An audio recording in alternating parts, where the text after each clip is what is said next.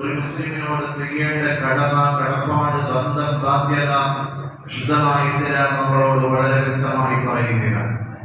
ആ ഒരു കടമ പരിപൂർണമായ രീതിയിൽ നമ്മൾ ഏറ്റെടുത്താൽ മാത്രമേ നമ്മൾ യഥാർത്ഥവാന്മാരായ പരിപൂർണമായ മുഅ്മിനാവുകയുള്ളൂ. റസൂലുള്ളാഹി സ്വല്ലല്ലാഹു അലൈഹി വസല്ലം പറയുന്നു, ഹബ്ബുൽ മുസ്ലിമി അലൽ മുസ്ലിമി സിദ്ദുൻ.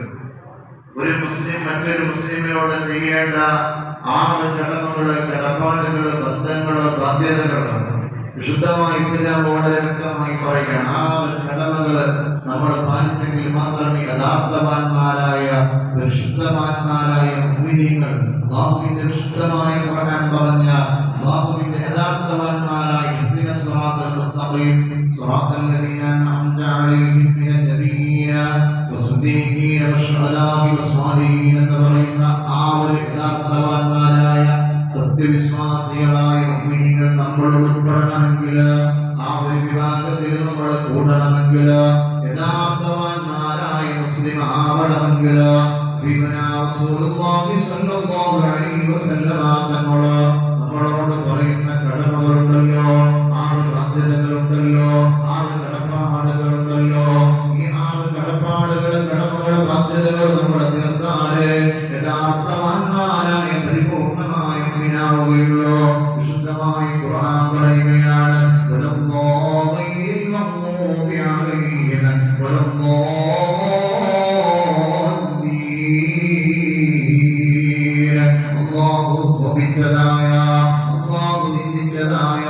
അല്ലാഹുവിന്റെ കോപമുള്ള ആൾക്കാർ നിങ്ങൾ പെട്ടുപോകരുത്. അല്ലാഹു നിഅമത്ത് ചെയ്ത, അല്ലാഹു അനുഗ്രഹം ചെയ്ത ആ ഒരു വിഭാഗത്തിൽ നിങ്ങളാകണമെന്ന് ശുദ്ധമായ ഖുർആൻ പറയുമ്പോൾ വേറെ ഒരു ആയത്തിലൂടെ അല്ലാഹു പറയുകയാണ്, വലാ തമൂതുന്ന ഇല്ലാ വഅൻതും മുസ്ലിമൂൻ. മുസ്ലിമായിട്ടല്ലാതെ മുഅ്മിനായിട്ടല്ലാതെ മരിച്ചു പോകരുത്. ഈ നശ്വരമായ ദുനിയാവിലേക്ക് നമ്മൾ വന്നവരാണ്, ഇവിടുന്ന് പിരിഞ്ഞു പോകേണ്ടവരാണ്. ഇവിടുന്ന് പിരിഞ്ഞു പോകുമ്പോൾ അല്ലാഹുവിന്റെ ഖുർആൻ പറയുകയാ, നിങ്ങൾ മുസ്ലിമാവാതെ മരിച്ചു പോകരുത്. കേവലം മുസ്ലിമിന്റെ പേര് വെച്ചതുകൊണ്ട് മുസ്ലിമാവില്ല, മുസ്ലിമിന്റെ നാമമുള്ളത് കൊണ്ട് മുസ്ലിമാവില്ല. റസൂൽ പറഞ്ഞ 6 കടമകളുണ്ടല്ലോ, 6 കടപ്പാടുകളുണ്ടല്ലോ, 6 ബന്ധങ്ങളുണ്ടല്ലോ, ബാധ്യതകളുണ്ടല്ലോ. നമ്മൾ യഥാർത്ഥവാന്മാരായ മുസ്ലിമാവുകയുള്ളൂ എന്ന് വിശുദ്ധമായ ഖുർആൻ പറയുകയാണ്. റസൂൽ പറഞ്ഞ കടമകൾ എന്തെന്നറിയോ? ഒരു മുസ്ലിം മറ്റൊരു മുസ്ലിമിനോട് ചെയ്യേണ്ട ഏറ്റവും വലിയ ബാധ്യത എന്തെന്നറിയോ?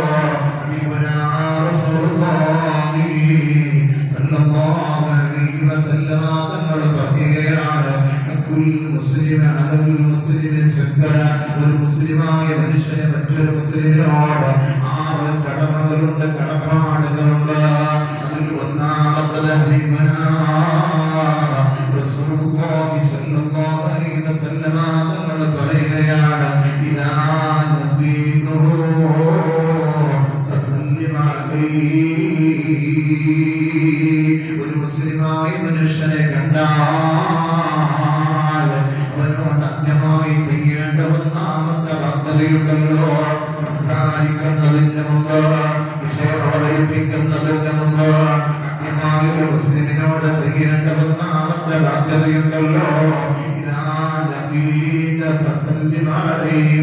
അവനോട് ആദ്യം കാണുമ്പോ